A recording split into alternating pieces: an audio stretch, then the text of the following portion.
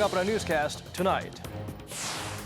President Trump's daughter is in South Korea to attend the closing ceremony of Winter Olympics, as is a delegation from North Korea. And controversy stirs over the man chosen to lead the officials from Pyongyang.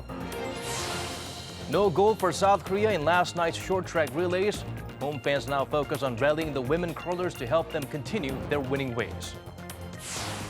After the bombshell announcement of closing its factory in Gunsan, General Motors now claims their decision will depend on the outcome of discussions with the local government and labor union.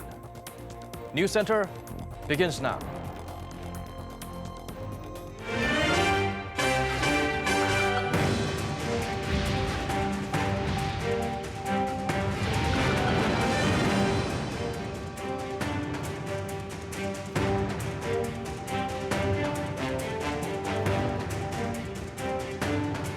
It's 8 p.m. here in Korea, coming to you live from our studio in Seoul. This is Arirang News Center. Welcome to our program. I'm Daniel Che. America's first daughter will be leading Washington's delegation for the closing ceremony of the Winter Games. Although the White House said Ivanka Trump is here just to show support for Team USA, many wonder if she brings with her a message from her father to President Moon Jae-in. Hwan Jang-ho has our top story. Arriving at Incheon International Airport on a commercial Korean Air flight from Washington, the U.S. first daughter made a short statement to the press thanking the South Korean people for their warm welcome. We are very, very excited to attend the 2018 Winter Olympic Games, to cheer for Team USA, and to reaffirm our strong and enduring commitment with the people of the Republic of Korea. With that, she made her way to Seoul to get ready for a dinner hosted by President Moon Jae-in at the Blue House. On Saturday, she will head to PyeongChang, where she's expected to attend several Olympic events over the weekend to watch the US athletes compete.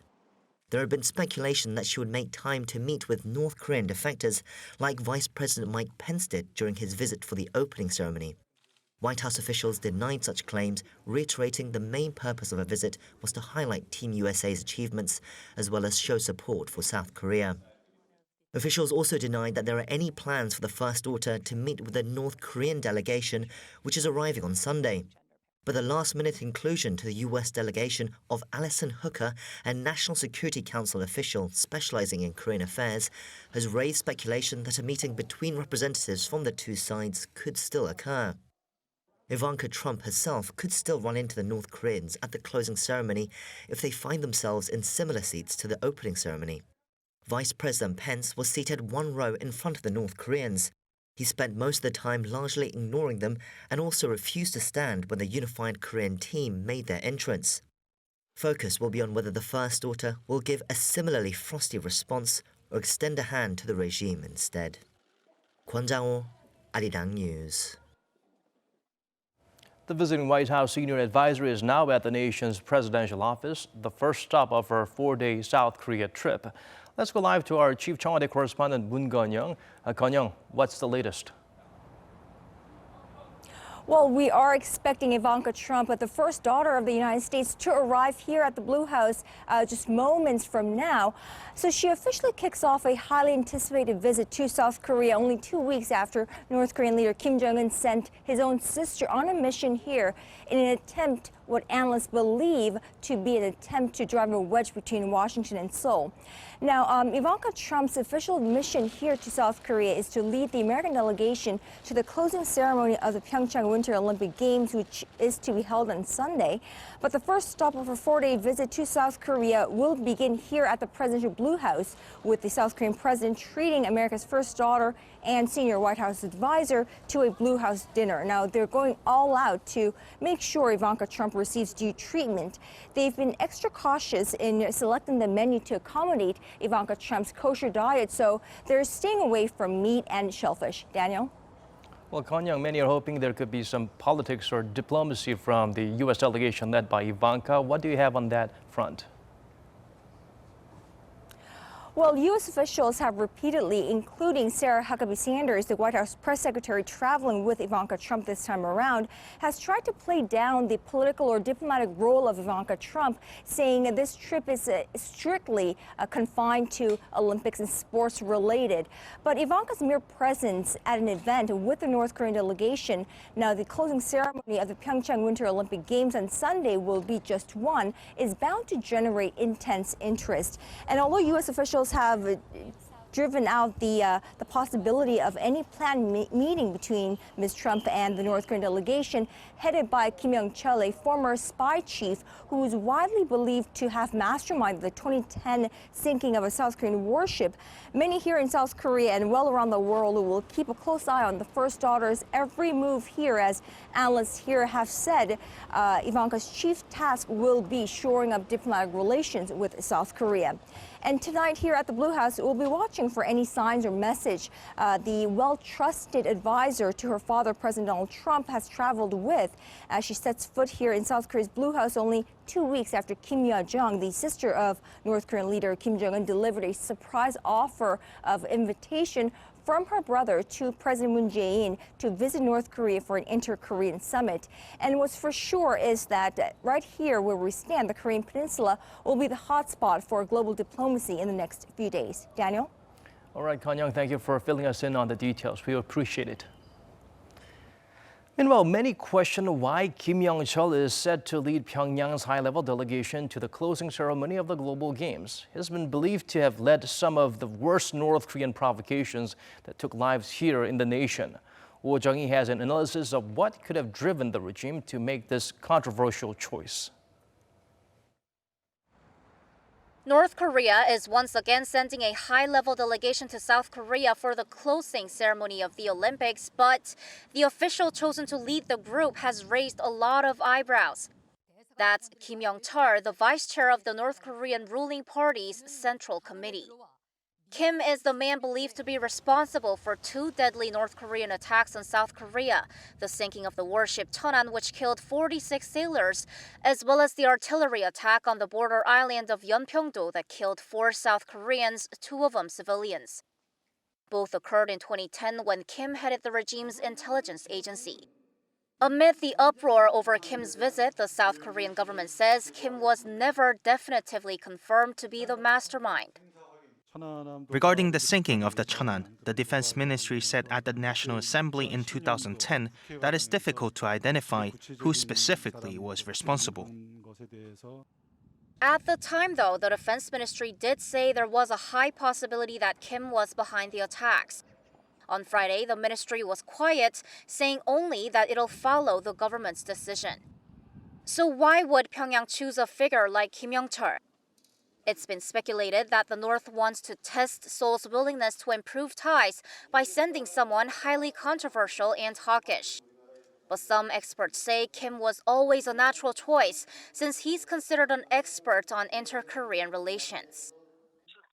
From a practical point of view, Kim Young-chul's a figure who can actually discuss ways to improve inter-Korean relations and set the agenda for prospective talks.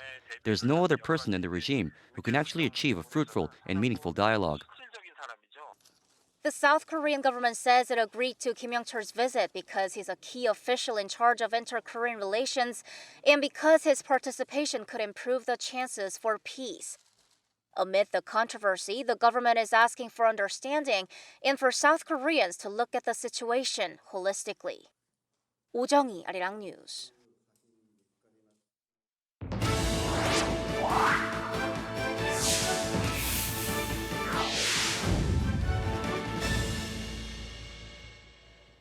Hi, I'm Kim Hae-sung with the latest on the PyeongChang Winter Olympics.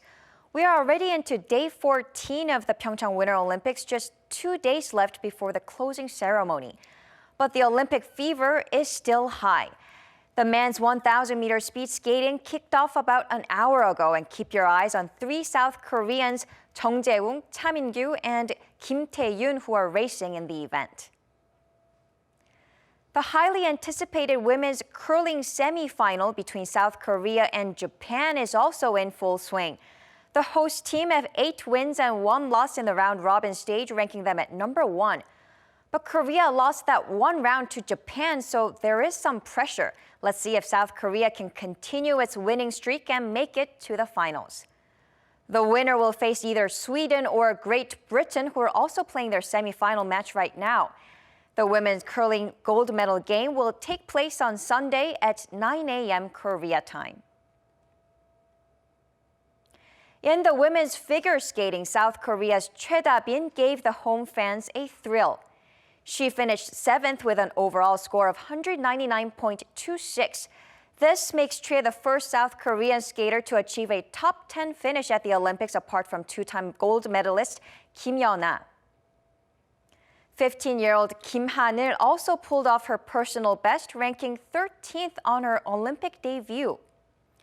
Gold and silver went to the Olympic athletes from Russia. Now let's take a look at the medal tally. Norway tops the list with 13 gold, 12 silver, and 10 bronze medals, and Germany trailing behind with a total of 25 medals. And the USA ranks 4th, and Sweden is 6th. South Korea is in 9th with 4 gold medals, and Switzerland is 10th with 2 bronze medals added today from men's curling and ladies freestyle skiing. And there are still more exciting events coming up tomorrow. In snowboarding, there's the men's big air final run in the morning. The gold medal game in men's curling is slated for 3:30 p.m. It's Sweden against Team USA. That's all I have for our 8 p.m. newscast. Stay tuned to Arirang News for the latest updates on the PyeongChang Winter Olympics, and I'll leave you with today's results.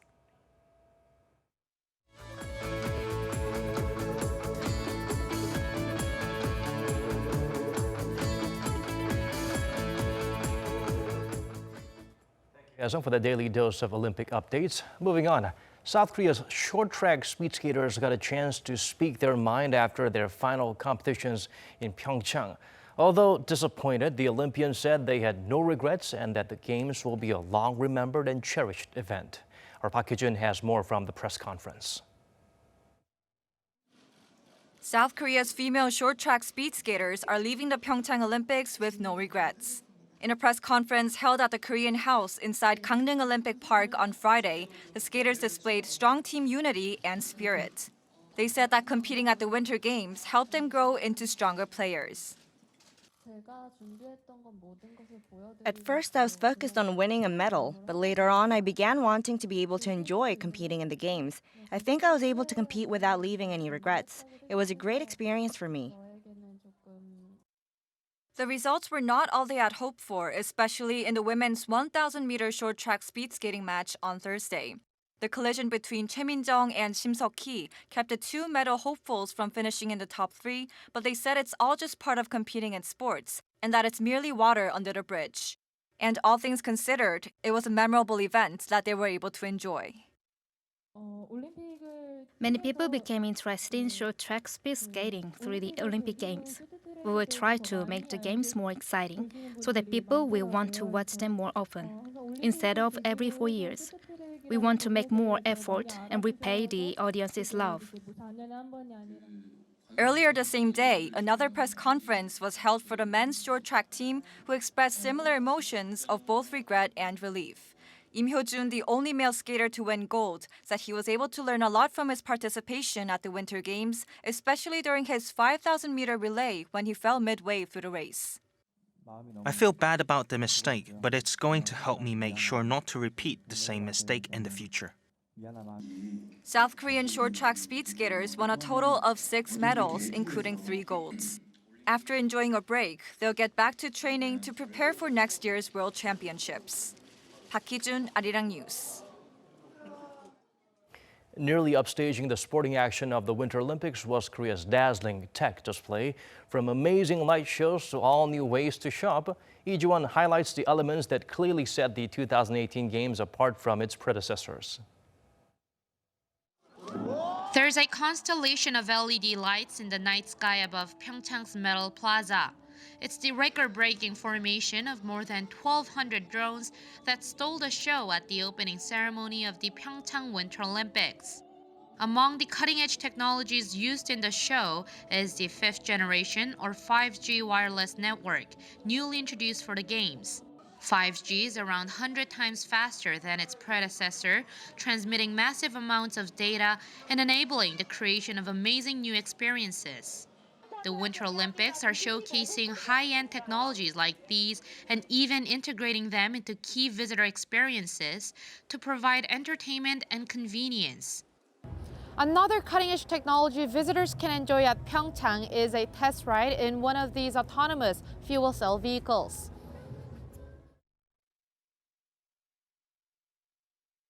The autonomous vehicle runs a course of 7 kilometers on the actual streets of PyeongChang, even successfully navigating the city's roundabouts. Researchers installed a total of 6 sensors all around the vehicle to help it detect obstacles, and they also programmed different scenarios into it so it'll know what to do when the time comes. Most people have never seen a fully autonomous vehicle on an actual road, so it's getting a lot of attention.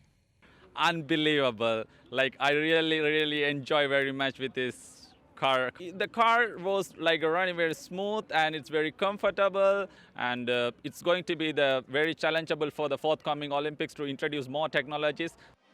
Technology has also been used to improve customer experience. The superstores, which sell Olympic memorabilia, have made the long checkout lines run faster through the use of wearable payment devices.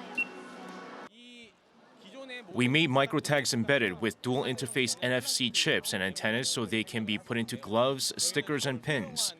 And this allows customers to pay by simply tapping the register. It's the first time such technology has been made widely available for the public to purchase and use. Paying by cash takes more time because we need to get our change, but paying with a wearable device only took me 5 seconds. It's cool and convenient. These new technologies have not only made the 2018 Winter Games even more enjoyable, they're building a legacy for the PyeongChang Games as the ICT Olympics. 이지원, Arirang News, PyeongChang.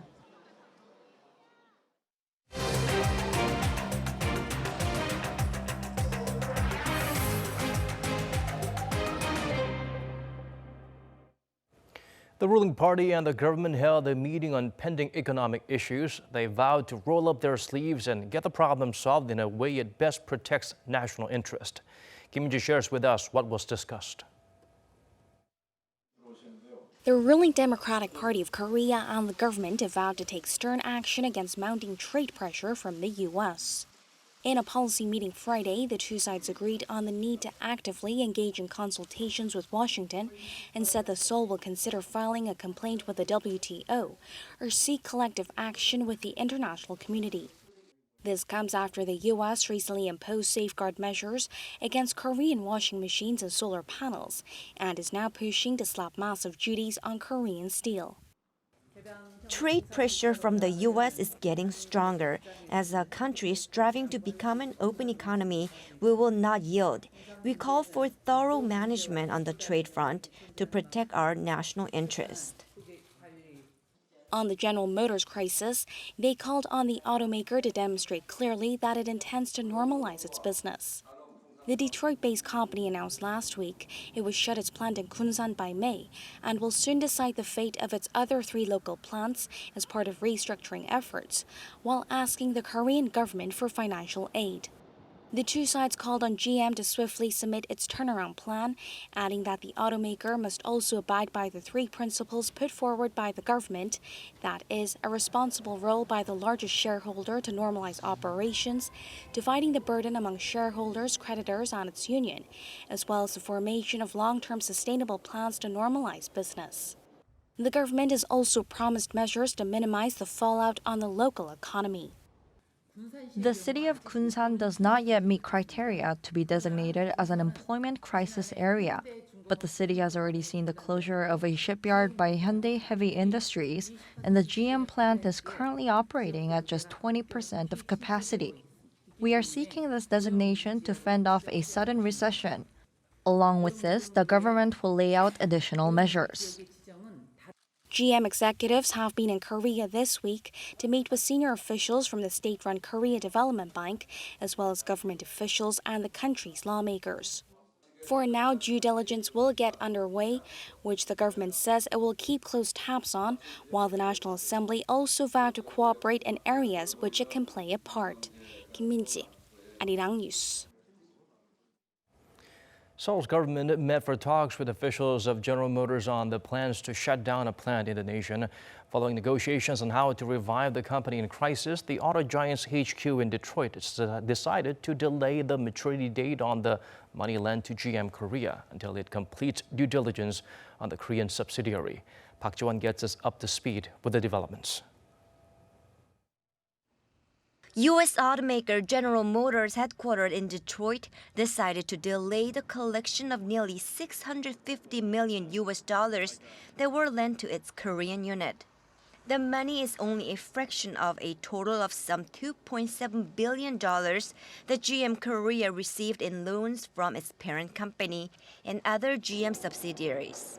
The U.S. automaker has also decided to withdraw its initial request to use its GM Korea factory in Bupyeong as collateral for the delay of collecting the debt. The decision comes as negotiations are ongoing between the company and the Korean government on a turnaround plan. While this decision would seem to lessen the tension caused by the shutdown announcement of GM Korea's assembly plant in Gunsan, about 270 kilometers south of Seoul, the U.S. automaker is demanding a more active financial and systematic support from the Korean government for its local subsidiary. However, the Korean government has stressed that the U.S. company should first present a clear blueprint stating feasible long-term goals and effective plans that guarantee commitment to continue operating in this country. The U.S. automaker will decide on the fate of its plant in Gunsan after having more discussions with the Korean government and GM Korea's labor union. Park Ji-won, Arirang News. GM's decision to shut down the Gunsan plant is piling more misery on Korea's western port city, especially as this comes after the residents experienced their fair share of job losses when the world's biggest ship maker packed up and left. Shin Se-min sheds light on how the uncertainty is impacting their lives and why a long-term solution is crucial. It's a grim new reality for Gunsan. Many were already struggling, but now they are likely going to go under if the U.S. auto giant makes good on its pullout decision.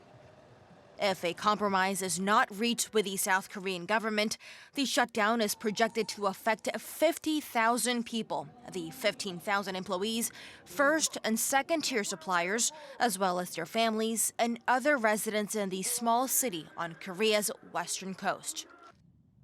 Gunsan has had a rough time of it of late, with Hyundai Heavy Industries shutting down its shipyard in the city just last year. GM facility accounts for nearly 6.5% of Jeollabuk-do province's economic output. Its departure would be even worse for this region than Hyundai leaving. The bus drivers that ferry the GM workers to and from the factory say they are already looking for new jobs. There's no way out. I have kids to support and debts to pay. I don't know what I'm going to do.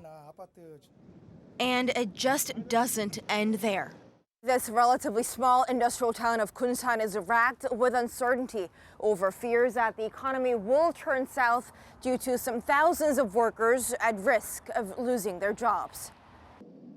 Nearby shops and restaurants that mostly cater to GM workers are either slashing their operating hours or even just closing altogether.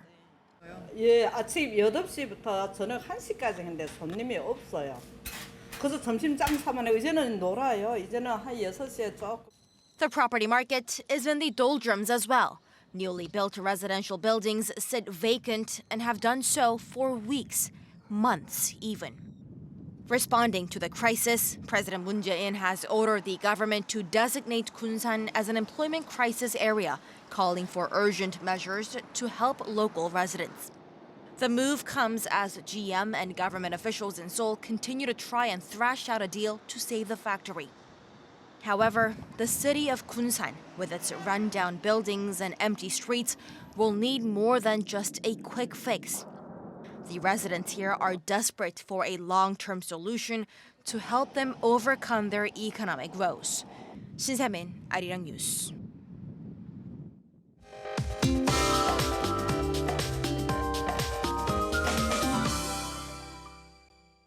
Time to turn to Michelle Bach for the updates you need before planning your weekend. Michelle, I understand we cannot leave home without masks over the weekend. Well, Daniel, an ultra-fine dust advisory has taken effect mainly in the capital, and pretty much the whole country has a high-level fine dust. Now, this dust is expected to clear from the central region into the afternoon tomorrow. However, the southern regions are expected to remain dusty for another whole day tomorrow. Seoul will begin the morning at 1 degree Celsius. Daegu is same at 1 degree, and Busan is a little higher at 6 degrees.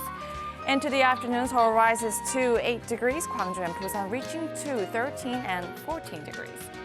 Until next week, mild weather will continue under clear skies for most parts, but keep in mind of the huge temperature gaps.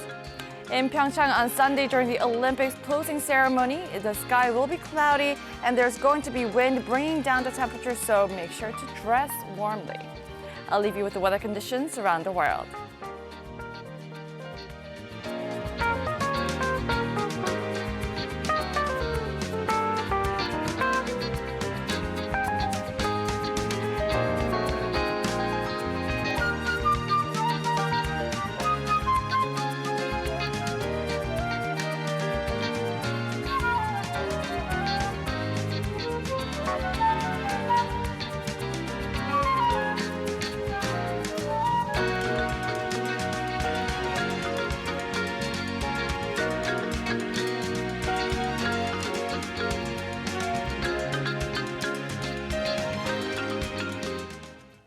That's it for tonight's News Center. Thank you for watching and have fun witnessing the rest of the 2018 PyeongChang Winter Olympics.